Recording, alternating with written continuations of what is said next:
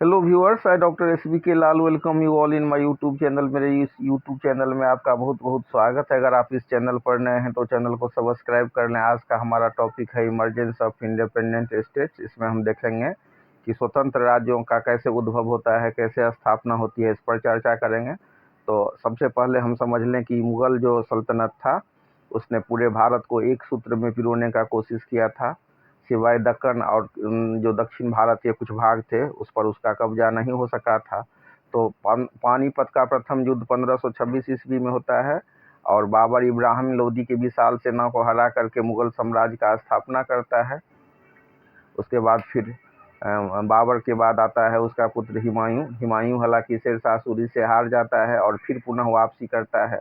उसके बाद आता है हुमायूं का पुत्र अकबर, उसके बाद फिर जहांगीर के बाद शाहजहां के बाद औरंगजेब। और औरंगजेब बहुत कट्टर राजा होता है, कट्टर मुस्लिम होता है। अपने नीति से उसने सबको नाराज कर लिया। और उसके बाद क्या होता है कि फिर से जो छोटे छोटे राज्य हैं वो अपने आप को स्वतंत्र करने लगते हैं, राज्य कमजोर हो जाता है। औरंगजेब हमेशा लड़ाई में व्यस्त रहता है। तो जब औरंगजेब का मृत्यु हो जाता है तो स्वतंत्र राज्य सब की स्थापना में बहुत मदद मिलती है। तो जब ये औरंगजेब का मृत्यु होता है तो वो मुगल साम्राज्य का एक ढंग से समझ लीजिए तो वो अंतिम कड़ी साबित होता है और मुगल साम्राज्य का क्षय होना शुरू होता है। और जैसे ही मुगल साम्राज्य का क्षय होना शुरू होता है तो उसका जो चमक है, उसकी जो ग्लोरी है वो पूरा खत्म होने लगता है। और उसके बाद जो उसका साम्राज्य है वो दिल्ली के कुछ स्क्वायर फीट इलाका में, कुछ स्क्वायर किलोमीटर इलाके में ही सीमित रह जाता है। और ब्रिटिश आर्मी ऑक्यूपाई कर लेता है मुगल साम्राज्य को, मुगल एम्परर को। और मुगल एम्परर जो हैं वो सिर्फ एक पेंशनर रह जाते हैं। और इसके बाद हम देख सकते हैं कि कैसे जो मुगल एम्परर के समाप्ति के बाद और देश में बहुत सारे राज्य स्वतंत्र राज्यों का उद्भव होता है। तो इसी पर हम चर्चा करेंगे। और पॉलिटिकल और फाइनेंशियल कंडीशन जो है डिटोरिएट होने लगता है। जो देसी राजा लोग हैं स्वतंत्र राज्य तो स्थापना करते हैं लेकिन उनका पॉलिटिकल और फाइनेंशियल दोनों क्राइसिस रहता ही है। तो बहुत सारे जो रीजनल फोर्सेज हैं वो भारत में इमर्ज करने लगते हैं और स्वतंत्र राज्यों का स्थापना होता है। 18वीं शताब्दी में बहुत सारे इंडिपेंडेंट और सेमी इंडिपेंडेंट पावर की स्थापना होती है। इसमें प्रमुख नाम है बंगाल, अवध, हैदराबाद, मैसूर और मराठा किंगडम का। तो ब्रिटिश चाह रहा था कि इस पावर सबको कंट्रोल करे और अपने आप में मिला ले, और इसके लिए लड़ाई होती है। और ये जो क्षेत्रीय पावर है वो भारत को कहीं न कहीं एक सूत्र में पिरोने के लिए या अपनी शक्ति बढ़ाने के लिए और एक स्वतंत्र अस्तित्व कायम करके, जो अगर हम कहें तो कुछ सांस्कृतिक सबका भी रक्षा होता है और ये लोग कुछ रिफॉर्म भी करते हैं। तो इन्हीं सब का चर्चा करेंगे कि कैसे इनके द्वारा स्वतंत्र राज्य की स्थापना होती है, ये कैसे रेवेन्यू स्थापना करते हैं, कैसे जमींदार सबसे फाइट करते हैं। जमींदार लोग जो मुगल के बहुत लोयल हुआ करते थे और मुगल क्या करते थे, उनको खुली छूट दिए हुए थे कि जैसे किसान सबको लूटे। तो कुछ जो स्वतंत्र किंगडम सबका जब स्थापना होता है, इंडिपेंडेंट स्टेट्स की स्थापना होती है, तो वो कुछ सुधार भी करना चाहते हैं, मदद भी करना चाहते हैं, अपना धर्मनिरपेक्ष छवि भी रखना चाहते हैं। लेकिन फिर भी इन सब का भी धीरे धीरे समय के गर्त में ये चले जाते हैं। तो आइए सबसे पहले हम चर्चा करते हैं बंगाल का। बंगाल में मुर्शद कुली खान नाम के जो शासक हुए उनके बारे में जानेंगे कि उन्होंने देखा कि कैसे जो सेंट्रल अथॉरिटी है वो बहुत कमज़ोर हो गया है, केंद्रीय पावर जो है बहुत कमज़ोर हो गया है और बंगाल पर उसकी पकड़ ढीली हो गई है। तो उनको मुर्शिद कुली खान को सूबेदार के रूप में अपॉइंट किया गया था और वो दीवान भी रहे थे मुगल एम्परर का। तो उन्होंने अपने आप को स्वतंत्र घोषित कर दिया था। वो बंगाल के गवर्नर थे 1717 ईस्वी में और उन्होंने आंतरिक और बाह्य शांति स्थापित की थी। उन्होंने एक नए तरह का रेवेन्यू सिस्टम को इस्टेब्लिश किया था और जो गरीब कृषक लोग थे, गरीब किसान थे, उनको वो लोन भी प्रोवाइड किया करते थे कि तुम खेती करो और जब तुम्हारे पास पैसा हो तो ये लोन चुका देना। उन्होंने हिंदू और मुस्लिम को समान अवसर दिया और बड़े बड़े जो ओहदे थे, बड़े बड़े जो पोस्ट थे, उन पर उनको बिना भेदभाव के अपॉइंट किया। He granted equal opportunities to the Hindu and Muslim in the appointment to high official post. तो जो बड़े बड़े हाई ऑफिशियल पोस्ट थे उस पर नियुक्ति के लिए उन्होंने समान अवसर दिया था। और जब मुर्शिद कुली खान का डेथ हो जाता है तो Shujauddin and Alivardi Khan became the Nawab of Bengal subsequently. तब बंगाल के नवाब कौन बनते हैं? तो शुजाउद्दीन, अलवर्दी और अलवर्दी खान बनते हैं। तो तीनों नवाब जो बंगाल के हुए, उन्होंने व्यापार के महत्व को समझा और उसके बाद उन्होंने फैसिलिटी देना शुरू किया लोकल को, और फॉरेन जो मार्चेंट थे, विदेशी और जो लोकल व्यापारी लोग थे, उसको उन्होंने प्रोत्साहन करना शुरू किया। उन्होंने सड़क बनाया, थाना बनाया और ईस्ट इंडिया कंपनी को कहा कि तुम कानून का पालन करो, आज कानून सबके लिए समान है, समान ढंग से तुमको कस्टम ड्यूटी भी चुकाना होगा, जो लोकल मार्चेंट चुकाता है वही तुमको भी चुकाना होगा। तो इस तरह से बंगाल में मुर्शिद कुली खान और शुजाउद्दीन और अलवर्दी खान का जो शासन हुआ वो एक हिसाब से ठीक ठाक शासन रहा। Nawab of Bengal were short sighted and fail to see increasing threat of East India Company. लेकिन कहा जाता है कि बंगाल के जो नवाब थे वो बहुत दूरदृष्टि वाले नहीं थे, उनको दूर का नहीं दिखाई दे रहा था। वो अंग्रेज का जो ईस्ट इंडिया कंपनी का जो वर्चस्व था और उसका जो पावर था और उसका जो थ्रेट था उसको नहीं भांप सके। और इसके बाद यही कारण था कि उनका डिस्ट्रक्शन, वो जो इग्नोरेंस था वो जो रिस्पॉन्सिबल हुआ डिस्ट्रक्शन के लिए। और वेस्टर्न ट्रेडिंग कंपनी जो अफ्रीका, एशिया के कुछ भाग में और साउथ अमेरिका में जो कहर ढाया था वही यहाँ पर भी साबित होने वाला था। तो इसको अपने दूरदृष्टि से नहीं भांप सके थे। उसके बाद हम चर्चा करते हैं अवध का। अवध में Saadat Khan led the foundation of a kingdom in the province of Awadh when the Mughal emperor Mohammad Shah appointed him as the governor of Awadh in 1722 C. तो 1722 में 1722 ईस्वी में उनको नियुक्त किया गया था गवर्नर अवध का। और उन्होंने देखा कि उनका जो मुगल का जो कंट्रोल है वो बहुत पुअर हो रहा है, और इस तरह से उन्होंने अपने स्वतंत्र जो स्टेट है उसकी उन्होंने घोषणा कर दी थी। और जब वो स्वतंत्रता की घोषणा कर दिए थे, अपने आप को स्वतंत्र घोषित कर दिए थे, तो उनको जमींदार सबसे बहुत लोहा लेना पड़ा, लड़ाई लड़नी पड़ी, क्योंकि जो मुगल के पीरियड में वो बहुत उनको जमींदार लोगों को खुला छूट था लूट करने का, तो इसके लिए उनको लड़ाई लड़नी पड़ी। और जब उन्होंने रेवेन्यू सिस्टम में सुधार किया तो इससे सुरक्षा मिली पीजेंट को, जमींदार से कुछ उनको कृषकों को सुरक्षा मिली।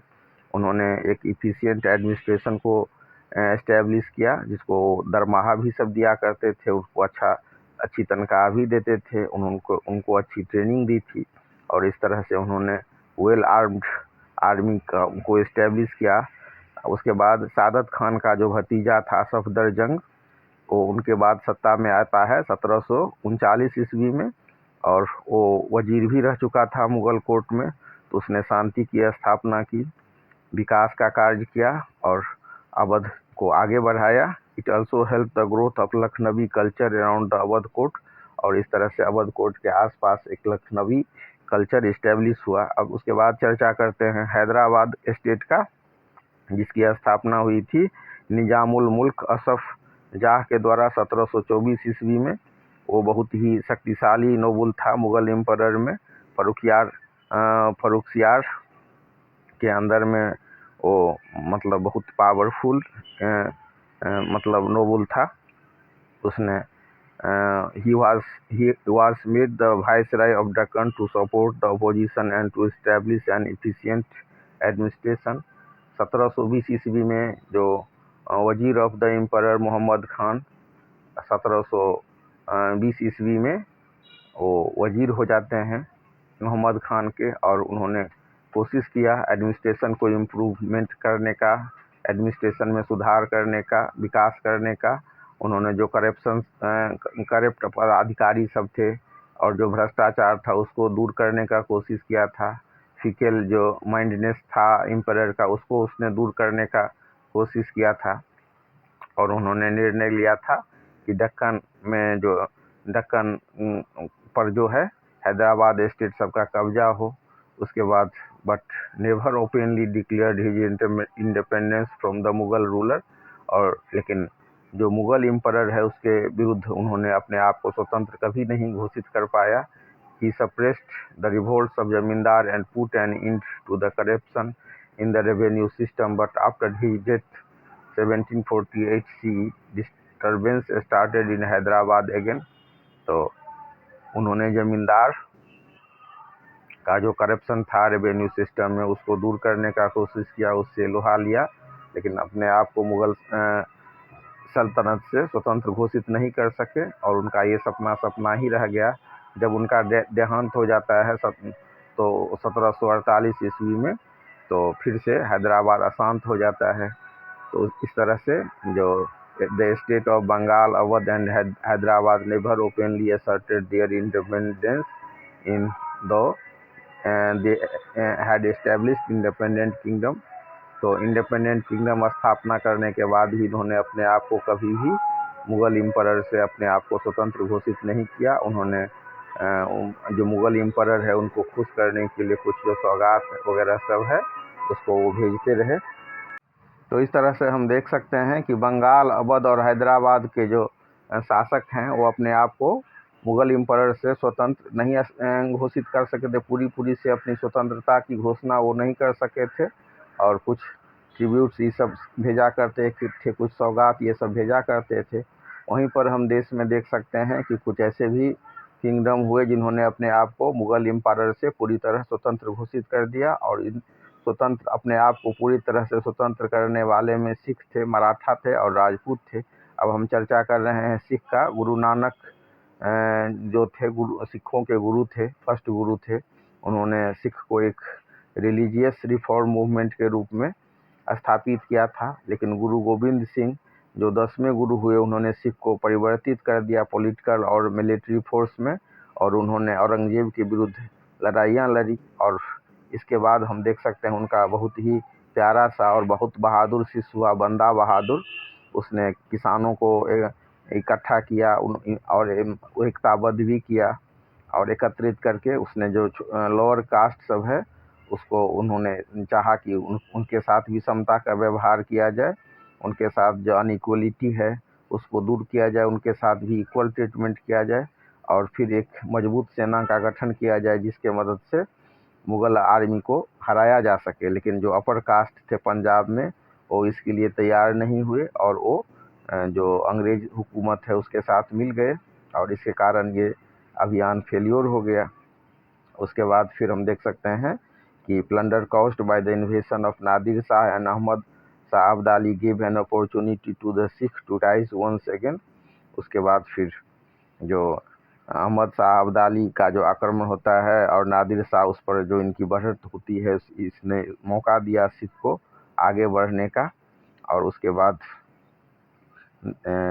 जो एक सिख स्टेट की स्थापना होती है और महाराजा रंजीत सिंह जो राजा बनते हैं और उन्होंने वही महाराजा रंजीत सिंह है जिन्होंने कोहिनूर हीरा को प्राप्त किया था। और उसके बाद हम देख सकते हैं कि रंजीत सिंह बहुत शक्तिशाली राजा हुए, बहुत जन्मजात ही उनमें जो नेतृत्व क्षमता थी, बहुत बहादुर थे, कुशल प्रशासक भी थे। उन्होंने लाहौर और अमृतसर को कब्जा किया और जो जितना सिख चीफ सब थे सब पर उन्होंने कंट्रोल स्थापित किया। पंजाब में शक्तिशाली राज्य की स्थापना की, कश्मीर पेशावर और मुल्तान को जीता। उनका जो सेना था बहुत ही वेल इक्विप्ड था, डिसिप्लिन्ड था, अनुशासित था और अस्त्र शस्त्र से लैस था। उन्होंने तोप सब खाना सब का भी यूज करना शुरू किया और अपने सेना में जो गोरखा थे, बिहारी, उड़िया, पठान, डोगरा और पंजाबी मुस्लिम को भी उन्होंने शामिल किया था। रंजीत सिंह जो है बहुत ही मजबूत राजनीतिक शक्ति के रूप में उभरे थे। और जो सभी कम्युनिटी का जो पॉलिटिकल पावर था उसको लेने में कामयाब हुए। वो दूसरे धर्म के प्रति भी बहुत सहिष्णु थे। और जो ही मोस्ट ट्रस्टेड मिनिस्टर वाज फ़कीर अजीउद्दीन। आप देख सकते हैं कि जो उनका सबसे जो विश्वासी जो एक मिनिस्टर था, मंत्री था, वो फ़कीर अजीजुद्दीन था। और फाइनेंस मिनिस्टर था दीवान दीनानाथ। तो he was a clever diplomat, बहुत ही चतुर डिप्लोमेट था, कूटनीतिज्ञ था। When the British took over the control of the Sikh state in east of Sutlej, he kept quite as he realized their superior military strength. तो ये कूटनीति का तकाजा रहा होगा उस समय में, जो अंग्रेज के आधिपत्य को माना जाए, स्वीकार किया जाए। और इस तरह से सिख बहुत ही शक्तिशाली स्वतंत्र राज्य के रूप में इसका उद्भव होता है। और उनके मृत्यु के बाद जो ब्रिटिश हुकूमत है वो सिख किंगडम को भी अपने में मिला लेता है। इसके बाद हम चर्चा करेंगे मराठा का। Maratha Shivaji challenge the power of empire of Mughal. हमेशा मुगल का जो सल्तनत था उसके पावर को चैलेंज करते रहे, गुरिल्ला छाप तरीके से लड़ाई लड़ते रहे। और जो ब्रिलियंट मराठा कमांडर था, स्टेटमैन था, तो उस सबको उनके शक्ति को उन्होंने समन्वय किया, एकत्रित किया। और जो मुगल अथॉरिटी है उसके डिसइंटीग्रेशन में बहुत मदद मिली इनको इससे। उसके बाद एक बहुत बड़ा पॉलिटिकल पावर के रूप में उभरे शिवाजी। और यही शिवाजी ने औरंगजेब को विवश किया था अपने आप को राजा के रूप में मान्यता देने का। और इसके बाद मुगल एम्पायर का जब मतलब पूरा नाश होता है, तो शिवाजी एक कुशल प्रशासक के रूप में और योद्धा के रूप में आते हैं। कुशल प्रशासक भी थे और मिलिट्री कमांडर भी थे। उनकी माताजी का नाम जीजाबाई था। और उन जो देशभक्ति उनके रोम में बसा हुआ था। अपने आप को जो छत्रपति शिवाजी के नाम से इनका राज्याभिषेक हुआ। हिंदू हृदय सम्राट माने जाते हैं। और हिंदू एक हिसाब से कहिए तो हिंदू राज्य की स्थापना की थी उन्होंने। फोर्ट ऑफ तरोना पुरंदर का उन्होंने मैंने उस पर उन्होंने अधिपत्य किया था, विजय स्थापित किया था। और बीजापुर के अगेंस्ट उन्होंने लड़ाई लड़ी थी। और जो वायसराय का जो था, वायसराय था दक्कन का, उसके विरुद्ध उन्होंने लड़ाई लड़ी थी। औरंगजेब उनको एक बार आमंत्रित किया और धोखा से जेल में बंद कर दिया, लेकिन वहाँ से भाग जाने में वो सफल हुए। तो इस तरह से देख सकते हैं कि पूरा वीरता की गाथा और जो शिवाजी महाराज के जीवन में आपको मिलेगी कि कैसे Aurangzeb had to accept Shivaji as a king and grant him the jagir of Berar. Berar का जो जागीर औरंगजेब को सौंपना पड़ा और उनको राजा के रूप में स्वीकार करना पड़ा। Shivaji established A Hindu state and टूक over the title of Chhatrapati. उन्होंने हिंदू स्टेट की स्थापना की और छत्रपति का टाइटल धारण किया। और उसके बाद सिविल वार स्टार्ट होता है साहू में और ग्रैंडसन ऑफ शिवाजी के बीच में। और उसके बाद जो उनका आंट ताराबाई है, that divided the loyalty of Maratha sardar. उसके कारण मराठा सरदार की लॉयल्टी विभाजित हो जाती है। Maratha government underwent A change under Balaji Vishwanath the Peshwa of king Sahu and a period of Peshwa dominated again. तो पेशवा जो मंत्री थे, चीफ मिनिस्टर थे, तो उनके तरफ भी लोग आ जाते हैं। फिर पेशवा साम्राज्य का स्थापना होता है, पेशवा वंश का स्थापना होता है। Maratha power separate over Malwa, Gujarat and part of Bundelkhand. तो मराठा का जो पावर होता है वो फैलता है मालवा, गुजरात में और बुंदेलखंड में। Nizamul Mulk of Deccan was forced to grant chauth and sardeshmukhi to Marathas. Maratha को टैक्स देने के लिए निजामुल मुल्क जो दक्कन के उनको बाध्य किया जाता है। Maratha made repeated attacks on Bengal and force the Nawab of Bengal to give them Orissa. Maratha जो है लगातार आक्रमण करते रहते हैं बंगाल पर और बंगाल के नवाब को बाध्य करते हैं कि उनको उड़ीसा दे दिया जाए। उसके बाद the main source of the state income was taxes like Chauth and sardeshmukhi. तो चौथ और जो सरदेशमुखी टैक्स था वो इनकम का इनके आमदनी का मुख्य स्रोत था। Chauth was 1/4 of the land revenue, जितना ज़मीन है उसमें से 1/4 का जो टैक्स लिया जाता है उसको चौथ बोलते हैं। It was collected in return of the protection provided the territories which were not under the। तो दो तरह के टैक्स लेते थे शिवाजी महाराज। वो एक टैक्स था सरदेशमुखी और दूसरा चौथ था। तो चौथ जो है 1/4 वाला रेवेन्यू सिस्टम वाला को फॉलो करता था, और वहीं पर जो सरदेशमुखी टैक्स था वो एक एडिशनल टैक्स था, जहाँ पर शिवाजी का डायरेक्ट कंट्रोल नहीं था, वहाँ पर एडिशनल टैक्स लेते थे। Direct it was collected in the return of the protection provided to the territories which were not under the direct control of the king। Sardeshmukhi was an additional tax of 10% which Shivaji demanded as he was the chief of Maharashtra। इस तरह से हम इसको समझ सकते हैं। और उसके बाद an efficient team of officers in the administration under the Maratha king। There were 280 forts in Shivaji's possession। Shivaji के पोजीशन में 280 किला था। बहुत चर्चित रहा शिवाजी का शासन पूरे देश में। आज भी इनके नाम से शिवसेना जैसा संगठन सब है। और havaldar control each fort and surrounding territories. और जो हवलदार नाम का पदाधिकारी था वो कंट्रोल करता था। और जो सेना है वो उसको विभाजित किया गया था, डिवाइडेड इनटू डिफरेंट ग्रेड्स, अलग अलग ग्रेड में।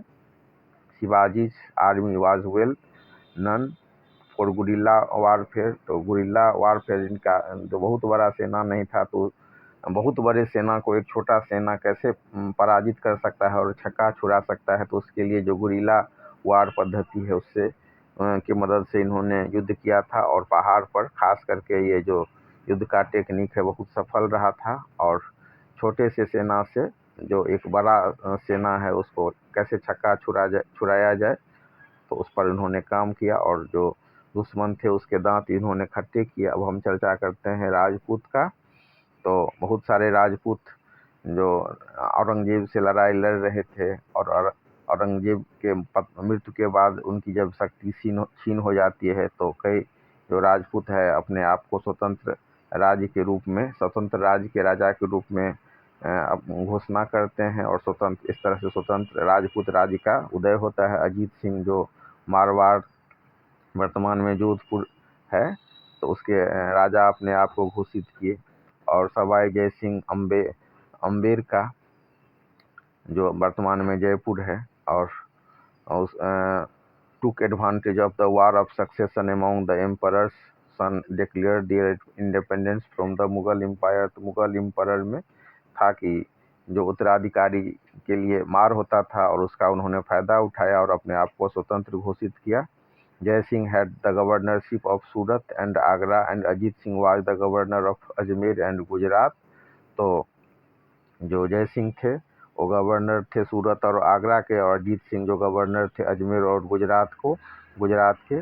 The king of Mewar Udaipur had always oppose the Mughal. और जो मेवाड़ के जो राजा थे वो हमेशा मुगल का विरोध करते रहे थे। अब उनके लिए एक अवसर था कि वो कैसे पावर को कंसोलिडेट करें, लेकिन राजपूत जो है सो एक नहीं हो सके थे, उनमें एकता स्थापित नहीं हो पाई थी, और यही कारण था कि ये बहुत आगे नहीं बढ़ सके।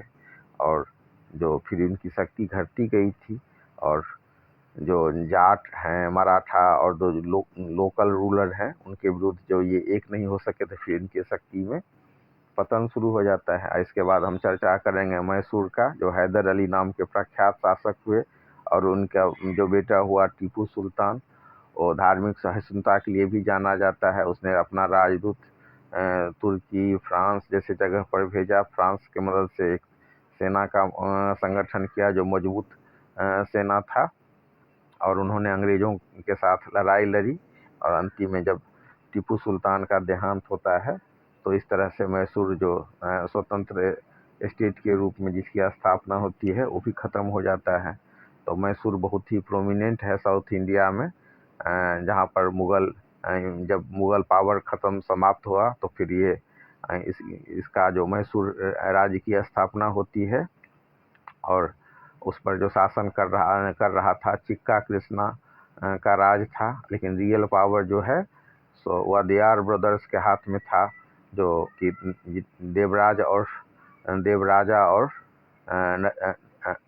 ननाज राज के नाम से प्रसिद्ध हैं। हैदर अली 1760 से 82 में मैसूर का राजा बना और उसने बहुत ही सफलतापूर्वक मराठा और निजाम के साथ लड़ाई लड़ी। हैदर अली का लड़का हुआ टीपू सुल्तान, जो 1782 से 99 तक शासक रहा। उसने बहुत सारे सुधार किए आर्मी में, व्यापार में, कॉइन में और माप तौल विभाग में, और उसने बहुत कठिन परिश्रम किया था और जो कठिन परिश्रमी जो किसान लोग थे उसको प्रोटेक्ट करने के लिए वो बहुत ही योग्य योद्धा था और सेना नायक था। उसने बहुत ही यूरोपियन शैली में अपने सेना का संगठन किया और he was a Muslim but was tolerant towards other religious, जो दूसरे धर्मावलंबी थे उसके प्रति भी योग्य। तो इस तरह से टीपू सुल्तान की एक जो अन्य धर्मों के प्रति जो सहिष्णु एक राजा होता है उसकी छवि बनी। हालांकि उस पर कई बार विवाद भी होता रहता है टीपू सुल्तान के कार्यशैली पर और उसके मुस्लिम परस्त पर, लेकिन इतिहास में जो बहुत ही अच्छा नाम है, इसको बहुत आदर के साथ भी देखा जाता है कि वो कैसे अन्य धर्म के प्रति सहिष्णु था। तो हैदर अली के बाद हैदर अली जो 1760 से 82 तक मैसूर का राजा रहा, उसने मराठा और निजाम के साथ जो बहुत ही सफलतापूर्वक लड़ाइयाँ लड़ी और उसके बाद हैदर अली का जो लड़का टीपू सुल्तान वो शासक बनता है 1782 से 99 में। उसने बहुत सारे सुधार किए थे आर्मी में, सेना में, व्यापार में, सिक्का ढालने में और वेट और मेजरमेंट में, कैसे नाप तोल किया जाए, कैसे ज़मीन का मापी किया जाए। और जो बहुत कठिन किसान थे जो बहुत कठिनता से, बहुत परिश्रम के साथ, बहुत हार्ड वर्क के साथ जीवन यापन करते थे, उसको उसने प्रोत्साहित किया था। बहुत ही कुशल योद्धा माना जाता है टीपू सुल्तान का और उसने यूरोपियन स्टाइल में अपने सेना का संगठन किया। वो मुस्लिम था, लेकिन एक अगर हम पूरे हिसाब से देखें तो उसकी एक छवि बनी है इतिहास में दूसरे धर्म के प्रति सहिष्णु शासक के रूप में।